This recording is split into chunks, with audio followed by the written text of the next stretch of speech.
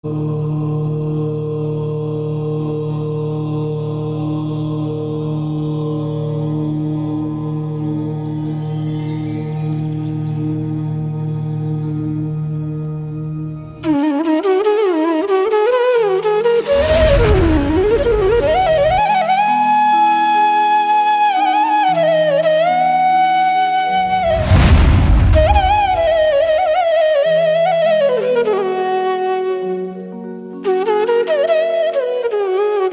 अरिहंताणं नमो सिद्धाणं नमो आयरीयाणं नमो वज्झायाणं नमो लोये सौसाहूणं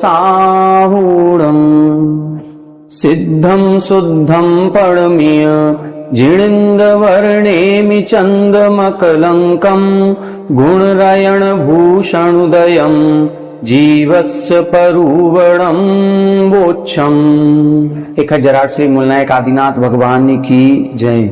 1008 श्री गोमटेश्वर बाहुबली भगवान की जय।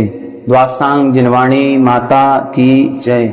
आचार्य श्रेष्ठ आचार्य गुरुवर श्री 108 नेमिचंद्र सिद्धांत चक्रवर्ती महाराज की जय। आचार्य श्रेष्ठ आचार्य गुरुवर श्री 108 विद्यासागर जी महामुनि राज की जय। तीर्थ चक्रवर्ती जगत पूज्य निर्यापक श्रमण मुनि पुंगव श्री 108 सुधा सागर जी महाराज की जय। समस्त मुनि संघ की जय।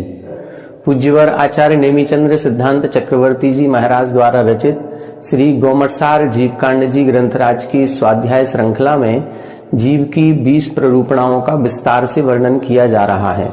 इन 20 प्ररूपणाओं में हमने प्रारंभ की सबसे पहले गुणस्थान प्ररूपणा पर चर्चा की, फिर उसके बाद जीव समास प्ररूपणा पर चर्चा हुई, फिर उसके बाद पर्याप्ति प्ररूपणा और फिर कल की कक्षा में हमने प्राण प्ररूपणा पर विस्तार से चर्चा की थी।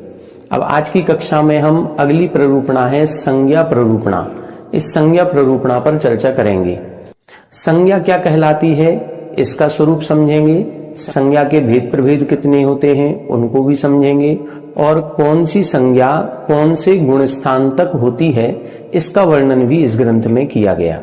आइए देखें, गाथा नंबर 134 से अपन को देखना है।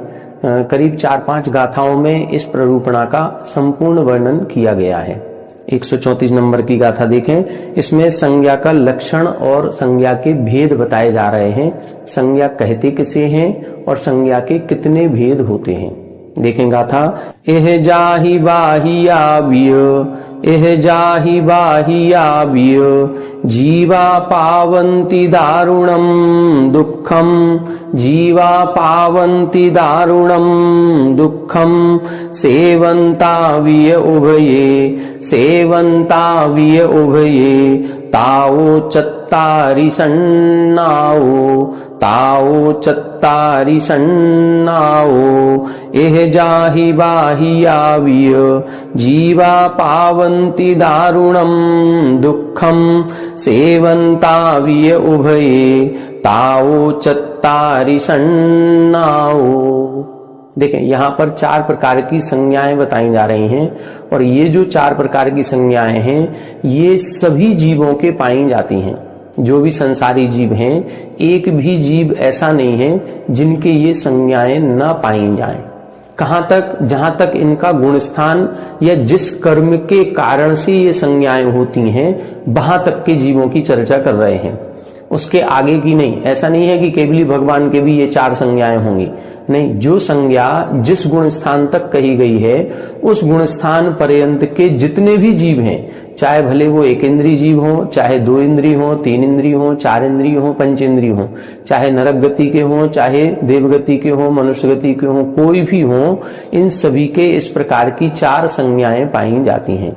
अब इन 4 संज्ञाओं का क्या स्वरूप है इसको बता रहे हैं। देखें, एह जाहि वाहिया विय, एह यानी इस लोक में, जाहि वाहिया विय, जाहि यानी जिनके द्वारा, बाह्याव्य यानी बाधता अपि, ऐसे परिणाम जिनके द्वारा बाधित होने पर भी, बाधित होने का मतलब बार बार वो परिणाम आ रहे हैं, बार बार हम कष्टों को भी सहन कर रहे हैं और उनको भोग भी रहे हैं, कष्ट का सहन करने के साथ साथ उनकी बार बार भोगने की इच्छा होना, बार बार वही परिणाम होना, इसी को संज्ञा कहते हैं। एक भी जीव इनसे बचा हुआ नहीं है।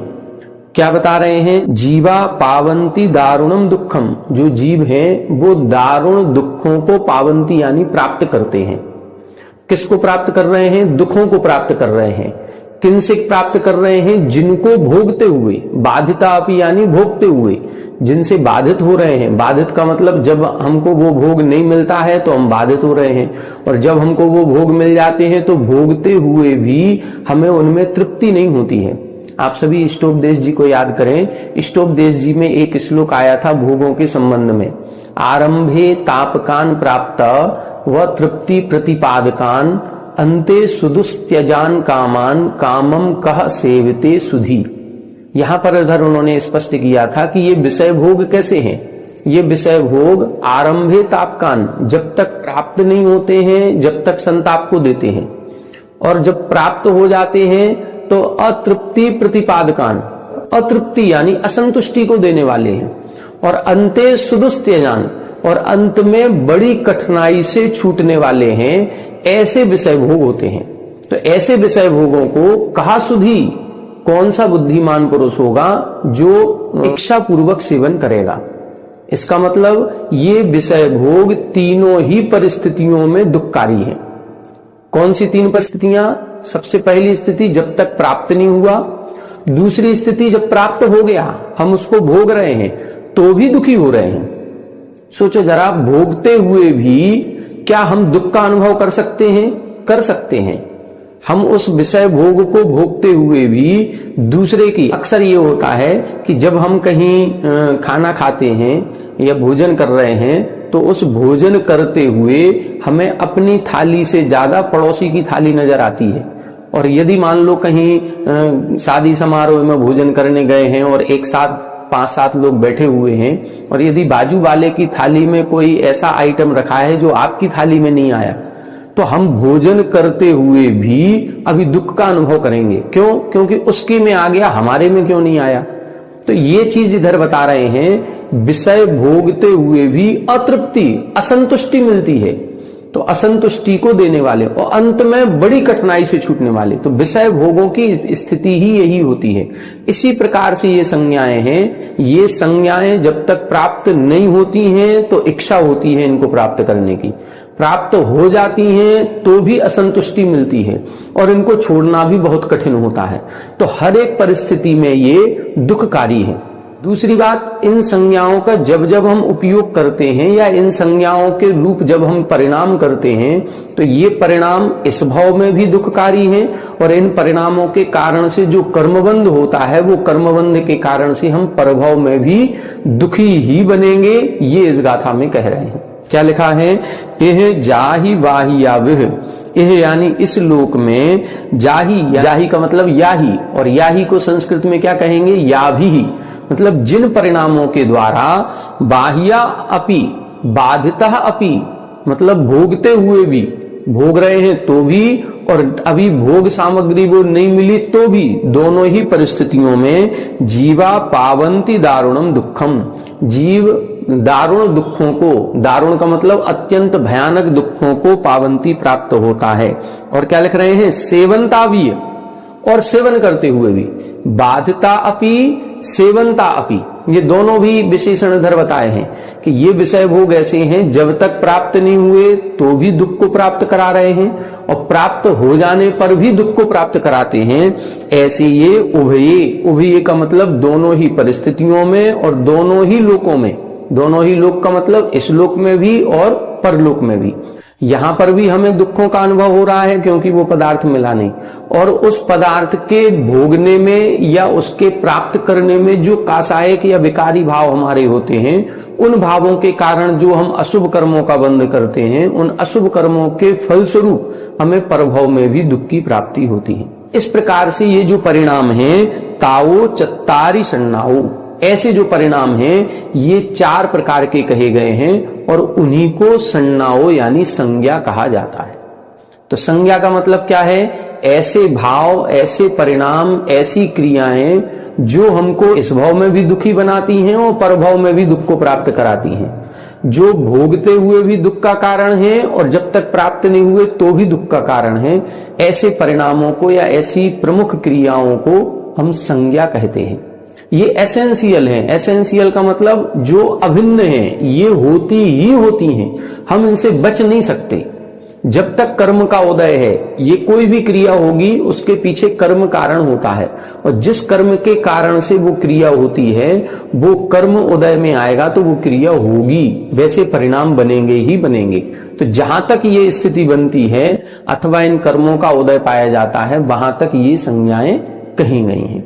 अब ये संज्ञाएं कौन कौन सी होती हैं? ये प्रमुख संज्ञाएं 4 हैं, जिनको हम आहार, भय, मैथुन और परिग्रह, ये 4 प्रकार से संज्ञाएं कही गई हैं। यदि हम नीति शास्त्रों का अध्ययन करेंगे तो संस्कृत में एक श्लोक लिखा गया है, आहार निद्रा भय मैथुनंच सामान्य मेतत पशुभिर नराणाम धर्मो ही तेसाम अधिको विशेषो धर्मेण हीना पशु भी समाना। वहां पर उन्होंने ये स्पष्ट लिखा, यहां पर अपन ने लिखा आहार, भय, मैथुन और परिग्रह। वहां उन्होंने 4 चीजें ली हैं, आहार, निद्रा, भय, मैथुनंच। मतलब वहां पर उन्होंने परिग्रह नहीं लिया और परिग्रह के स्थान पर निद्रा लिया है।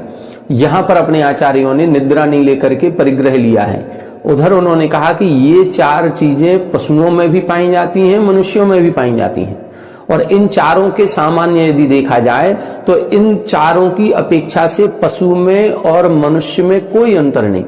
पशु भी नींद लेते हैं, मनुष्य भी नींद लेता है। पशु भी आहार करते हैं, मनुष्य भी आहार करते हैं। पशु भी मैथुन क्रिया करते हैं, हम भी मैथुन क्रिया करते हैं।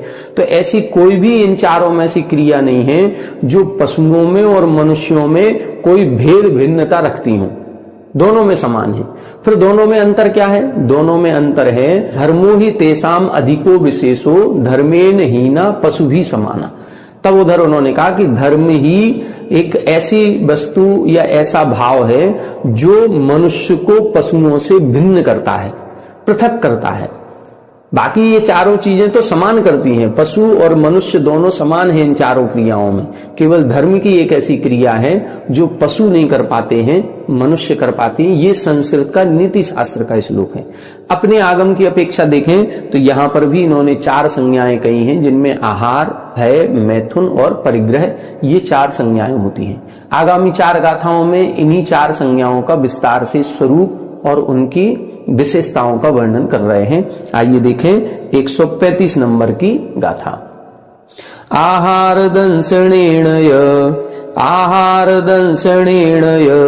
तस्सुव जोगेण ओम कोठाये तस्सुव जोगेण ओम कोठाये सादिदरुदीरणाये हवदिहु आहार सन्नाहु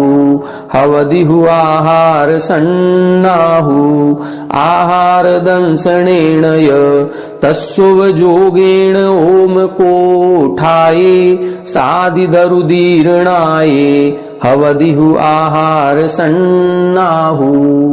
देखें, आहार संज्ञा किसे कहते हैं?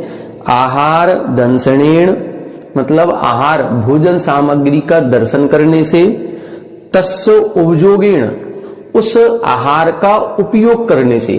उपयोग करने का मतलब यदि हम भोजन कर रहे हैं उस समय भी, यदि हमने पूर्व में भोजन किया है तो उसका स्मरण करने से, अथवा भोजन से संबंधित कोई बातचीत आदि करने से। और क्या तीसरा कारण दिया? ओम कोठाये। कोठ का मतलब होता है कोष्ठ, कोष्ठ का मतलब होता है कमरा, लेकिन यहां पर कोठ का मतलब क्या है? हमारा पेट। जहां भोजन हमारा जाता है वो पेट हमारा इधर कोष्ठ की संज्ञा दी गई है। और ओम का मतलब होता है खाली। यदि हमारा पेट खाली है, खाली का मतलब हमको भूख लग रही है, यदि बहुत जोर से भूख लगेगी तो हमारे आहार के परिणाम बनेंगे, आहार भोजन प्राप्ति के परिणाम बनेंगे, और हमको भूख लगेगी और आहार यदि नहीं मिल रहा है तो हम कष्ट को प्राप्त होंगे।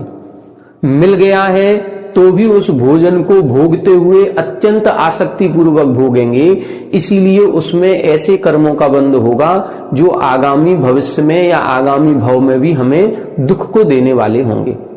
तो इधर इन्होंने लिखा है 3 कारण बता दिए। आहार दंसिणेन, आहार संज्ञा कब कब होगी? आहार का दर्शन करते ही। दर्शन करने का मतलब भोज्य सामग्री को देखते ही। कई बार ऐसा अपने साथ होता है कि हम भोजन करके आए हैं, भोजन कर लिया और जितना हमारे पेट में जगह थी, जितनी हमको भूख थी, उससे ज्यादा कर लिया।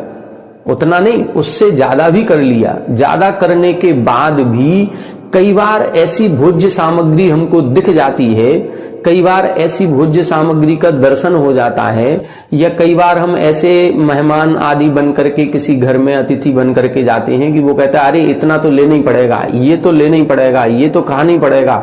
वो इतना जोर करता है कि वो सामग्री को देख करके हमारा भी मन ललच जाता है और हमको उस पदार्थ का सेवन करने की इच्छा अंदर में आने लगती है। कई बार ऐसा होता है, हम लोग भोजन करके गए हैं, मार्केट में गए हैं, बाजार में जा रहे हैं और वहां पर सारी दुकानें जितनी लगी हैं वो सब नाश्ते की और भोजन की और सबकी लगी हुई हैं। और कई बार वो जो बाजार में सामान बनता है उसमें इस तरह के मसाले डाले जाते हैं कि उनके छौंक की जो खुशबू होती है वो दूर दूर तक जाती है। और कई बार उस छौंक की खुशबू से ही मन में एक अलग भाव आने लगता है, वो आहार करने की इच्छा जागृत होने लगती है। कई बार तो ऐसा भी देखा जाता है, आप सभी ने अनुभव किया होगा, कई बार शाम को या दोपहर में कभी भी अपन मंदिर जाते हैं सुबह टाइम, और मंदिर में हम पूजन कर रहे हैं, सब कुछ कर रहे हैं, लेकिन मंदिर के बाजू में यदि कोई जैन के या अजैन के किसी के घर बने हुए हैं और उनके घर में कोई छौंका लगाया जा रहा है और उसकी खुशबू आ जाती है, तो हम लोगों का मंदिर में भी पूजन से भाव हट करके उस भोज्य सामग्री के प्रति जाने लगता है। मन में वो खुशबू भी एक हलचल पैदा कर देती है। ये सब क्या है? इसी को बोल रहे हैं आहार संज्ञा। तो सबसे पहले क्या लिखा? आहार दंसिणेन, वो वस्तु सामने दिख गई। यदि नहीं दिखती तो हो सकता हमारे मन में कोई भाव नहीं आता, लेकिन हम बाजार जा रहे थे और जाते समय जो हमको पसंद है वही सामान सामने रखा हुआ दिख गया, तो अब हम अपने आप को नहीं रोक पाए। कई बार होता है कि हम अपने आप को रोक सकते हैं, बस वो चीज दिखनी नहीं चाहिए, लेकिन यदि दिख गई तो दिखने के बाद फिर अपने मन पर कंट्रोल करना, अपने रसना इंद्री पर कंट्रोल करना बहुत कठिन हो जाता है। कई बार ऐसा होता है कि जो हमारी प्रिय वस्तु है, कई बार कहते हैं कि ग्रंथ का स्वाध्याय करना है या कहीं कोई चीज हमारे मन में संकल्प है, तो हम उस संकल्प को पूरा करने के लिए किसी प्रिय वस्तु का त्याग करते हैं कि हम ये ग्रंथ का स्वाध्याय शुरू कर रहे हैं, जब तक ये ग्रंथ समाप्त नहीं होगा इस प्रिय वस्तु का त्याग। और मैक्सिमम जो प्रिय वस्तुओं का त्याग किया जाता है वो खाने पीने से संबंधित किया जाता है। अब किसी वस्तु का हमने त्याग कर दिया और है वो प्रिय वस्तु, अब उसी वस्तु को कहीं कोई व्यक्ति हमको ऑफर कर रहा है, हमारे देखने में आ गई और वो खा रहा है और हमसे कह रहा अरे ले लो ले लो, तो अब उस समय भले हमारा त्याग है लेकिन एक मन में विकल्प आने लगता है। वो जो मन में एक भाव उत्पन्न हो रहा है उसी का नाम आहार संज्ञा है। एक तो आहार दंसिणेन, वो वस्तु दिख गई इसीलिए। दूसरा तस्य उपयोगेन, उसके उपयोग से। उपयोग का मतलब उस वस्तु का हमने पहले सेवन किया है तो उसकी याद आने लगती है, वो स्मरण आने लगता है, तो एक वो हो जाएगा। दूसरा, कोई उस वस्तु को सामने ला करके या उस वस्तु के बारे में बातचीत करता है तो भी। और तीसरा क्या है? ओम को उठाए, बहुत जोर से भूख लग रही है। अब यदि ये 3 कंडीशन बन रही हैं तो हमारे कहीं ना कहीं भोजन करने की इच्छा मन में जागृत होने लगती है। बस इसी इच्छा का नाम आहार संज्ञा है। ये 3 जो बताए हैं ये 3 कारण बहिरंग कारण है, ये सब बाहर से देखने में, लेकिन कोई भी कार्य होगा उसका कोई ना कोई अंतरंग कारण कर्म का उदय जरूर होगा। तब इधर लिख रहे हैं साद इधर उदीर्णाए, भोजन की जो भूख की जो व्याधा आती है या व्याकुलता बढ़ती है वो साद इधर, सात का मतलब है सातावेदनी और इतर का मतलब है उससे विपरीत। सात का मतलब सातावेदनी का विपरीत असातावेदनी, तो असातावेदनी के उदीर्णाए, उसकी उदीर्णा में ही भूख लगती है। भूख की वेदना कब? भूख तो हमको अभी भी लग रही होगी, लेकिन उसकी वेदना नहीं हो रही। वेदना कब होगी? जब उस असाता वेदनी की उदीर्णा होती है, और असाता वेदनी की उदीर्णा से फिर हमको भूख का एहसास होने लगता है। अब ये जो असाता वेदनी की उदीर्णा है, ये उदीर्णा का मतलब ये है कि जो कर्म अभी उदय में आने योग्य नहीं था, लेकिन निमित्त मिलने पर वो कर्म भी उदय में आ गया। हमको सामान्य से भूख नहीं लग रही थी, किसी पदार्थ को, भोजन को खाने की इच्छा भी नहीं हो रही थी, लेकिन वो भोज्य पदार्थ ही सामने आ गया। अब भोज्य पदार्थ सामने आते ही उसको देख करके ही मन में उसको खाने की इच्छा जागृत हुई, तो उस भोज्य पदार्थ ने हमारे उस असाता वेदनी की उदीर्णा करा दी, और उदीर्णा कराने से अब हमको उसको भोजन करने की इच्छा जागृत हो जाती है। तो ये अंतरंग कारण बताया है।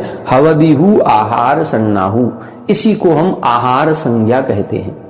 तो 3 कारण बहिरंग बताए, 1 कारण अंतरंग बताया। अंतरंग कारण है असाता वेदनी कर्म की उदीर्णा, और बहिरंग कारण है वो पदार्थ हमको दिख जाए, उस पदार्थ से संबंधित हमको कोई बातें करता हुआ मिल जाए, अथवा उस पदार्थ का हमको पूर्व में हमने भोगा था उसका स्मरण हो जाए, अथवा चौथा कारण एक और बताया कि पेट खाली है, भूख लग रही है। बस ये यदि स्थिति बनती है तो उस समय जो आहार करने की इच्छा जागृत होती है उसको हम आहार संज्ञा कहते हैं।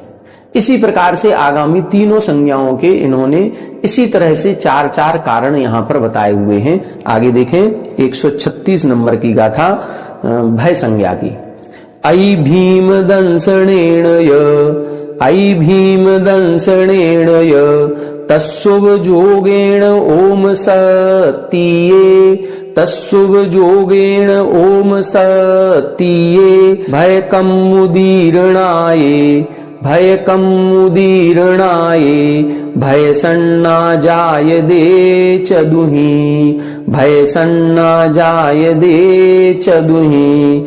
ऐ भीम दंसनेण तस्सुभ जोगेण ओम सतीये, भयकम मुदीरणाये, भय सन्ना जाय दे चदुहि। देखें, अब भय संज्ञा की बात कर रहे हैं। हम सभी को कहीं ना कहीं किसी ना किसी प्रकार का एक डर लगता है। वो डर क्यों लगता है? तो अपन सभी ने देखा होगा, मोहिनी कर्म एक है, वो मोहिनी कर्म के 2 भेद करते हैं, कसाय वेदनी, अकसाय वेदनी। तो वहां अकसाय वेदनी के 9 भेद किए जाते हैं। हास्य, रति, अरति, शोक, भय, जुगुप्सा, स्त्रीवेद, पुरुषवेद, नपुंसकवेद। तो इन 9 प्रकार की कर्म प्रकृतियों में एक कर्म प्रकृति है भय नो कसाय। इस भय नो कसाय का उदीर्णा या उदय होता है तो हमको भय लगने लगता है, डर लगने लगता है। अब इसकी उदीर्णा कब होती है?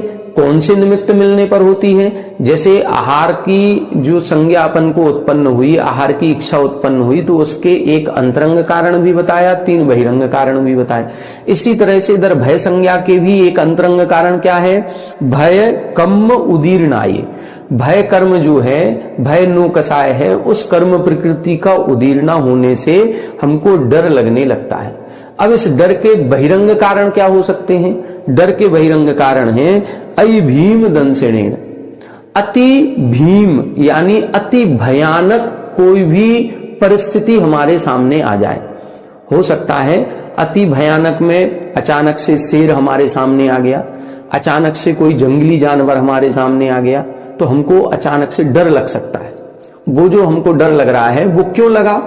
वैसे सामान्य से हम जा रहे हैं तो कहीं कोई दिक्कत नहीं है, लेकिन अचानक से यदि कहीं कोई ऐसी भयानक चीज हो जाती है, कोई भयानक दृश्य हमको दिख जाता है, या भयानक हमको कोई जंगली जानवर आदि दिख जाता है, तो हमको डर लग सकता है। दूसरा बता रहे हैं तस्सुभ जोगेण, तस् उपयोगेण। एक तो वो भयानक दृश्य दिख जाए, दूसरा है उसके उपयोग से सहित होना। उपयोग से सहित का मतलब कभी हम पूर्व वर्षों में, पहले के दिनों में कोई हमने मूवी देखी हो, या कभी हम घर में अकेले रह गए हों, या कभी हम जंगल में अकेले रह गए हों, रात्रि के समय हो, तो इस समय ये जो परिस्थितियां बनती हैं, उस समय जो हम पहले डर गए थे वही सीन फिर से याद आ जाना, तो उसका स्मरण हो जाना। अथवा इस तरह के नाटक सीरियल देखने से भी डर लगता है। सामने कोई कहानी चल रही है, अब टीवी पर हॉरर मूवी चल रही है, हॉरर नाटक चल रहे हैं, अब उन नाटकों को देख करके और हमको डर लगने लगता है। पहले टीवी पर जब हम लोग छोटे थे तो 2 नाटक आते थे, एक आता था सोनी पर आहट करके और एक आता था द जी हॉरर शो, ऐसा शायद गुरुवार को ही आते थे ये कार्यक्रम। तो वो नाटक देखने के बाद रात को 9, साढ़े 9, 10 बजे आते। अब 10 बजे के बाद वो नाटक तो खत्म हो गया, लेकिन रात को 12 बजे और 2 बजे तक नींद नहीं आती थी, या नींद आ गई और रात में अचानक से नींद खुल गई, तो फिर सामने अंधेरे में भी ऐसा लगता था जैसे कोई सामने खड़ा हुआ है। ये सब जो परिदृश्य दिखाई देते हैं ये भय संज्ञा कहलाती है। और क्या लिखा है, ओम सत्तिये, अभी लिखा था ओम कोठाये, कोष्ठ खाली होने पर, अब इधर कह रहे हैं ओम सत्तिये। सत्ती का मतलब शक्ति और ओम का मतलब रहित, शक्ति से रहित होने पर। हम कमजोर हैं, कमजोर दिल वाले हैं। कई बार जो हॉरर मूवी होती हैं उसके नीचे एक लाइन चलती है, कमजोर दिल वाले इस दृश्य को ना देखें, कमजोर दिल वाले इस फिल्म को ना देखें। तो ऐसी कई सारी मूवी वगैरह आती थी। कई बार तो ऐसी शर्त रख दी जाती है कि यदि तुम अकेले बैठ करके पूरे टॉकीज के हॉल में अकेले बैठ करके इस मूवी को देख करके दिखाओ तो हम तुमको इतना पैसा देंगे, या ऐसा कुछ शर्त रख दी जाती है कि हम तुमको ये देंगे। लेकिन अकेले बैठ करके देखना, और आजकल तो क्या है कि जो नई मूवी हॉरर मूवी बनती है उनमें साउंड इफेक्ट इतना ज्यादा कर दिया जाता है, ऐसा HD साउंड चारों तरफ से सुनाई देता है कि एक चीख में ही हमारी स्वयं की चीख निकल जाए। तो इस प्रकार से ये जो वातावरण बनाया जाता है या बन जाता है उसमें भय कर्म की उदीर्णा हो जाती है। अब दिन का समय है तो दिन में हमको भय नहीं लगता, लेकिन रात्रि का समय हो तो भय ज्यादा लगता है। रात के समय में हम अपने ही घर में डर जाते हैं यदि अकेले हैं तो अकेलापन ये भी भय संज्ञा की उदीर्णा करा देता है। यदि हम सबके साथ हैं, हमारे साथ में कोई और एक व्यक्ति सो रहा है तो हमको डर नहीं लगेगा, लेकिन यदि हम उसी घर में बिल्कुल अकेले हैं तो अब हमको अपने ही घर में दिन में भी डर लगने लगता है। तो ये सब क्या है, अकेलापन होना, रात्रि का अंधकार होना, भयानक घनघोर जंगल होना, कोई चीखने आदि की आवाजें सुनाई देना, कोई कहानी चुड़ैल भूत आदि की कहानी कोई सुना देता है तो वो याद आ जाना, ये सारी की सारी चीजें भय संज्ञा, भय को उत्पन्न कराने वाली होती हैं, इसीलिए इसको भय संज्ञा कहा गया। ये भय सभी को लगता है, वो छोटे से छोटा जीव होगा उसको भी भय कहा गया। और अपने शास्त्रों में 7 प्रकार के भय कहे गए। आकस्मिक भय भी होता है, इहलोक भय भी है, परलोक भय भी है, अरक्षा भय भी है, मरण भय भी है। तो ऐसे कई सारे भय होते हैं। हम कहीं ना कहीं अपने आगामी भविष्य से डरे हुए हैं। आज जितना भी इंश्योरेंस का बिजनेस चल रहा है वो केवल और केवल इस भय पर आधारित चल रहा है, और सबसे ज्यादा बड़ा बिजनेस चल रहा है इंश्योरेंस का। चाहे भले वो हम लाइफ इंश्योरेंस करा रहे हो, चाहे भले वो अपनी गाड़ी का इंश्योरेंस करा रहे हो, कहीं ना कहीं जितनी पॉलिसी ली जानी, भय, यदि हम मर गए तो क्या होगा, बस तो क्या होगा, बस इसी पर ये सारा बिजनेस चल रहा है। हम बीमार हो गए तो क्या होगा, मेडिक्लेम कराइए। तो ये सारा का सारा बिजनेस केवल भय का, आदमी डरा हुआ है और उस डर का ये कंपनियां फायदा उठा रही हैं। तो यही सारी चीजें ये हमको भयभीत करती हैं, और ये भयभीत होना ही भय संज्ञा कहलाती है। इसके कारण अपन ने सभी ने देख लिए, अति भीषण कोई दृश्य देखने पर, पुराना जब हम कभी भयभीत हुए होंगे उस दृश्य का स्मरण आने पर, सामने ऐसी परिस्थितियां बन जाने पर, और शक्ति से रहित कमजोर रहने। यदि हम पावरफुल हैं, हमारे अंदर शक्ति बहुत है, तो हम नहीं डरते हैं। रात में अकेले कहीं भी सुला दो, रात में अकेले कहीं भी भेज दो, 12 बजे 2 बजे भी हम चले जाएं गलियों में तो भी डर नहीं लगता। लेकिन कई बार ऐसा लगता है सुनसान मोहल्ला है, सुनसान गली है, तो अकेले जाने में दिन में भी डर लगने लगता है। तो ये सब क्या है, ये अपने अंतरंग की शक्ति पर भी डिपेंड करता है। तो ये एक भय संज्ञा हो गई। अगली बता रहे हैं मैथुन संज्ञा, 137 नंबर। पणिदरस भोयणेन पणिदरस भोयणेन तस्व जोगे कुशील सेवाये तस्सुभ जोगे कुशील सेवाये वेदस्सुदीर्णाये वेदस्सुदीर्णाये मेहुण सन्नाहवदिएवं मेहुण सन्नाहवदिएवं पणदरस भोयणेन य तस्सुभ जोगे कुशील सेवाये वेदस्सुदीर्णाये मेहुण सन्नाहवदिएवं। मैथुन संज्ञा क्या है? अब्रह्म सेवन करने की इच्छा होना। एक स्त्री का पुरुष के साथ और पुरुष का स्त्री के साथ एक राग की अति तीव्रता के साथ एक दूसरे को स्पर्श करने की इच्छा होना ही मैथुन संज्ञा कहलाती है।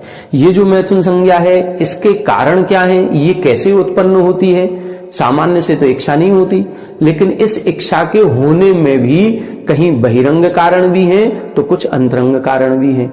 जैसे अंतरंग कारण वहां पर आहार संज्ञा में असाता वेदनी की उदीर्णा थी, भय संज्ञा में भय नो कसाय की उदीर्णा है, तो यहां पर भी अंतरंग कारण है वेद कसाय की उदीर्णा। वही अकसाय वेदनी के 9 वेद किए थे, उसमें एक स्त्री वेद, पुरुष वेद और नपुंसक वेद, ये 3 प्रकार के वेद कर्म कहलाते हैं। इनको हम भाव वेद भी कहते हैं। जब इन कसाय का उदय आता है या उदीर्णा होती है, तब हमको ऐसी इच्छा होती है। स्त्री वेद किसे कहते हैं? स्त्री वेद कसाय का उदय जब होता है तो पुरुष में रमण करने की इच्छा होती है। पुरुष वेद कसाय का उदय होता है तो स्त्री में रमण करने की इच्छा होती है, और नपुंसक वेद कसाय का उदय होता है तो दोनों में रमण करने की इच्छा होती है। इस प्रकार से ये जो इच्छा उत्पन्न होती है, ये तो अंतरंग कारण हो गया, वेद नो कसाय की उदीर्णा होना। लेकिन बहिरंग कारण क्या है? बहिरंग कारण इसमें दिया है पणिद रस भोयणेन। पणिद का मतलब है प्रणय, जो प्रीति को उत्पन्न कराए, ऐसे रस भोयणेन, ऐसे रस का सेवन करने से। रस का मतलब जैसे अपन को कहा जाता है ब्रह्येष्ट रस स्वशरीर संस्कार त्यागाह पंच। जहां पर ब्रह्मचर्य व्रत की 5 भावनाएं लिखी हैं, वहां पर उन्होंने ये शब्द लिखा ब्रह्येष्ट रस। तो ब्रह्य रस और इष्ट रस, ब्रह्य का मतलब गरिष्ठ भोजन और इष्ट का मतलब प्रिय भोजन। जब जब हम गरिष्ठ भोजन करते हैं तो उस गरिष्ठ भोजन की तासीर के कारण से हमारे अंदर काम वासना के भाव जागृत होने लगते हैं। और इसी तरह से इष्ट, जो हमारा प्रिय भोजन है, यदि हमको प्रिय भोजन मिल गया तो हम अपनी भूख से ज्यादा भोजन करते हैं, और जब जब भूख से ज्यादा भोजन होता है तब तब इस प्रकार की काम वासना को भोगने की इच्छा जागृत हो जाती है। तो इधर इसीलिए लिखा पणिद रस भोयणेन। सबसे ज्यादा फर्क पड़ता है भोजन का। अपन कहते हैं जैसा खावे अन्न वैसा होवे मन, जैसा पीवे पानी वैसी होवे वाणी। तो जैसा हम भोजन करते हैं वैसा हमारा मन होने लगता है। इसीलिए जब जब ब्रह्मचर्य व्रत की बात की जाती है तो यहाँ पर ब्रह्येष्ट रस का त्याग करने की बात कही जाती है। सबसे पहला कारण। दूसरा कारण बता रहे हैं तत्शुभ जोगी, उसके उपयोग से सहित। वही पूर्व रतानुस्मरण, पूर्व में जो भोग भोगे हैं उनका स्मरण होना, अथवा ऐसे पिक्चर आदि देखना, टीवी आदि देखना, जो हम टीवी पर प्रोग्राम देखते हैं, मूवी देखते हैं, इनमें वो जब अश्लील चित्र आते हैं, अश्लील दृश्य सामने आते हैं तो मन में एक भाव दूसरा बनने लगता है। बस ये उस चित्र ने, उस दृश्य ने, उस परिदृश्य ने हमारे मन में वो भाव जागृत करा दिया। तो मन में भाव जागृत किसने कराया? उस दृश्य के कारण से हमारे उस वेद नो कसाय की उदीर्णा हो जाती। इस कारण से ये काम वासना के भाव मन में आने लगते हैं। और तीसरा क्या लिखा? कुशील सेवाएं। कुशील सेवाएं का मतलब जो कुशील का सेवन करते हैं उनकी संगति में रहना। मतलब जो अब्रह्म का सेवन करते रहते हैं ऐसे लोगों की संगत में रहना। ऐसी जो 4 प्रकार की भी कथाएं हैं उनमें आती है एक स्त्री कथा। हमेशा स्त्रियों में राग को बढ़ाने वाली कथाओं को सुनना। तो यदि हम स्त्रियों में राग उत्पन्न करने वाली कथाएं सुन रहे हैं, बातचीत सुन रहे हैं, अश्लील साहित्य पढ़ रहे हैं, अश्लील चित्रों का दर्शन कर रहे हैं, अश्लील मूवी या कोई फोटो वगैरह देख रहे हैं, तो इन सारी चीजों से हमारे मन में एक भाव उत्पन्न होता है रमण करने का। बस उसी का नाम है मैथुन संज्ञा। तो ये मैथुन संज्ञा कहलाती है वेदस्य उदीर्णाये, वेद कर्म के उदय से होती है। अगली देखें, ओवयरण दंसणेन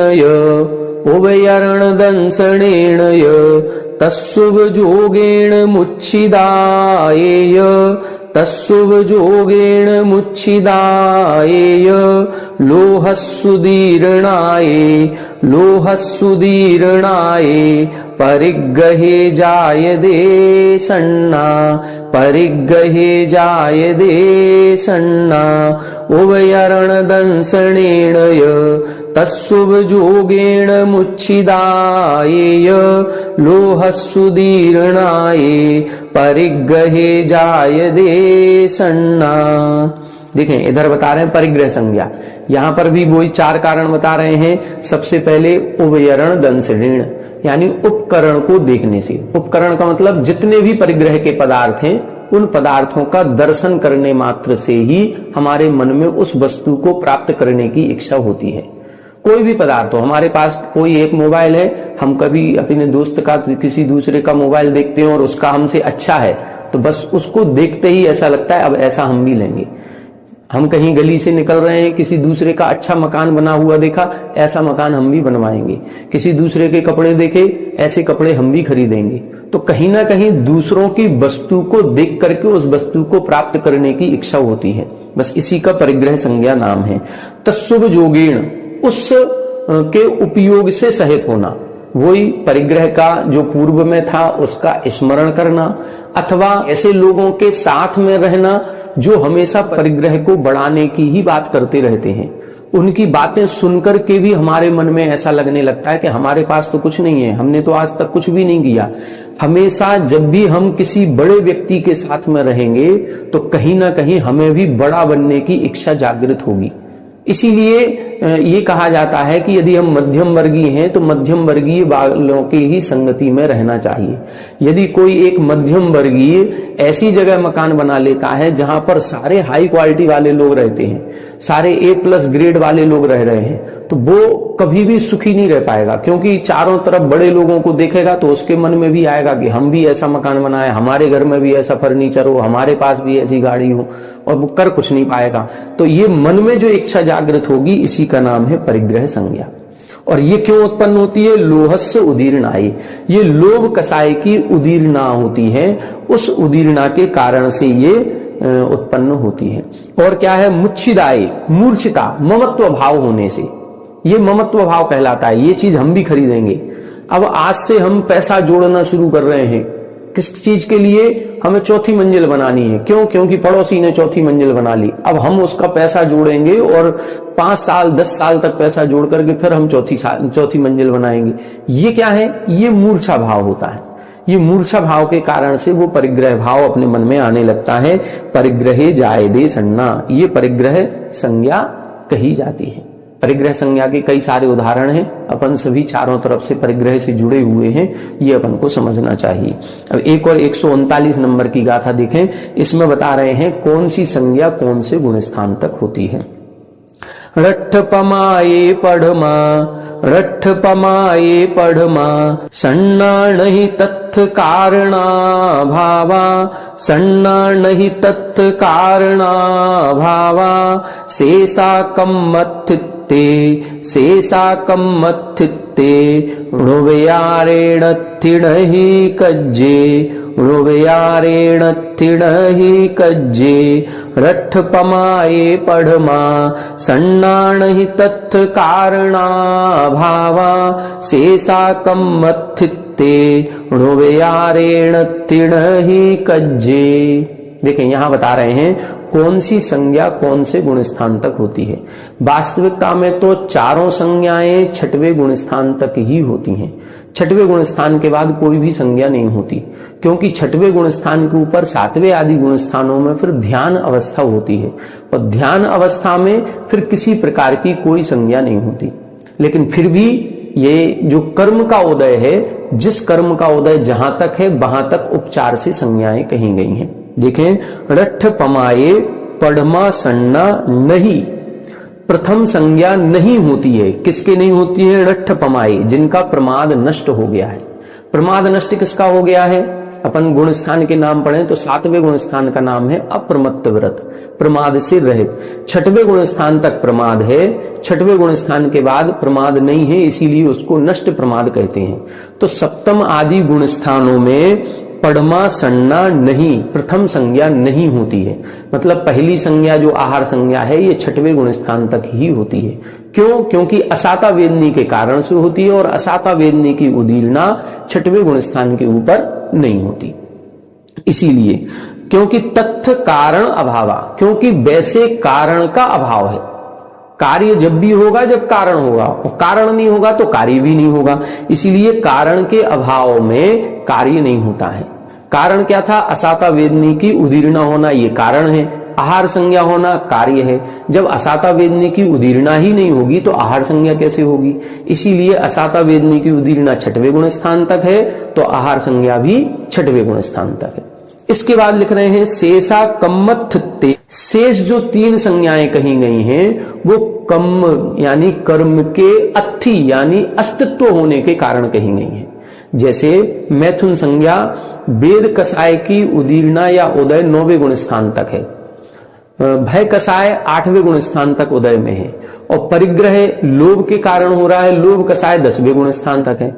तो फिर भय संज्ञा 8वें तक है, तो क्या 8वें गुण स्थान वर्ती मुनिराज को डर लगेगा? वेद कसाय का उदय 9वें गुण स्थान तक है, तो क्या 9वें गुण स्थान वर्ती मुनिराज के क्या मैथुन के परिणाम होंगे? लोभ कसाय 10वें गुण स्थान तक है, तो क्या वहां पर कोई परिग्रह को जोड़ने की इच्छा होगी? नहीं होगी, क्योंकि वहां पर सप्तम गुण स्थान के ऊपर के जितने गुण स्थान हैं ये सब ध्यान अवस्था के गुण स्थान हैं। यहां पर ये किसी भी प्रकार के भाव नहीं होते। फिर ये संज्ञा क्यों कही गई? भय संज्ञा 8वें गुण स्थान तक, मैथुन संज्ञा 9वें तक और परिग्रह संज्ञा 10वें तक, वो केवल उस कर्म के उदय के कारण से कही है। इसीलिए लिखा है शेषा कम्मत ते, मतलब शेष जो संज्ञाएं हैं वो कर्म के अस्तित्व के कारण से हैं। उभयारेण अथि, उभयारेण यानी उपचार से होती हैं, नहीं कज्जे कार्य रूप में नहीं होती। मतलब वहां कोई मैथुन का कार्य नहीं है, वहां कहीं कोई डरने का काम नहीं है, वहां कहीं परिग्रह के प्रति आसक्ति का भाव भी नहीं है। ये तीनों भाव नहीं है, कार्य नहीं है, लेकिन बस चूंकि कारण है इसीलिए वहां पर ये उपचार से संज्ञाएं कही गई हैं। इस प्रकार से ये संज्ञा प्ररूपणा अपनी पूरी हो गई। तो चारों संज्ञाओं के गुण स्थान हो गए। आहार संज्ञा 6वें गुण स्थान तक, भय संज्ञा 8वें गुण स्थान तक, मैथुन संज्ञा 9वें तक और परिग्रह संज्ञा 10वें तक। बस विशेषता याद रखना कि जो सप्तम गुण स्थान या सप्तम के ऊपर जो भी ये संज्ञाएं कही हैं ये उपचार से हैं, कार्य रूप से नहीं है। इस प्रकार संज्ञा प्ररूपणा पूरी हो गई। अब कल की कक्षा में अपन मार्गणा महाअधिकार जो 14 प्ररूपणाएं इसके अंतर्गत हैं उसका वर्णन प्रारंभ करेंगे। बहुत अच्छा अधिकार है और बहुत गहन अधिकार है, बहुत अच्छी तरह से समझने योग्य है। आज की कक्षा में इतना ही। कल से हम इस मार्गणा स्थान पर चर्चा प्रारंभ करेंगे। आप सभी हमारे साथ बने रहें। सभी को जय जिनेन्द्र।